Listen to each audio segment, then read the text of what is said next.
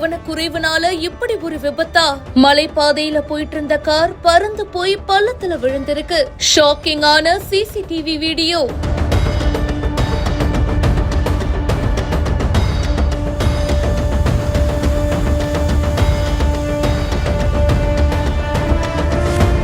ஒரு சின்ன தப்புனால அநியாயமா 2 உசுறு போயிருக்கு. ஹிமாச்சல் சிந்தபூர்ணி அப்படின்ற இடத்துலதான் இந்த சம்பவம் நடந்திருக்கு. அது ஒரு மலைப்பாதையா இருக்கு. சோ அங்க இருக்கிற சாலையில கார்கள் 2 சைடுமே வந்துட்டும் போயிட்டும் இருக்கு. ஒரு பிளாக் கலர் கார் வேகமா வந்ததா கூறப்படுது. கட்டுப்பாட்டை இழந்த அந்த கார் அப்படியே பறந்து போய் பெரிய பள்ளத்துல விழுந்திருக்கு. மலைப்பாதை இல்லையா, அந்த இடம் காலியா இருந்திருக்கு, ரொம்ப பள்ளமா இருந்திருக்கு.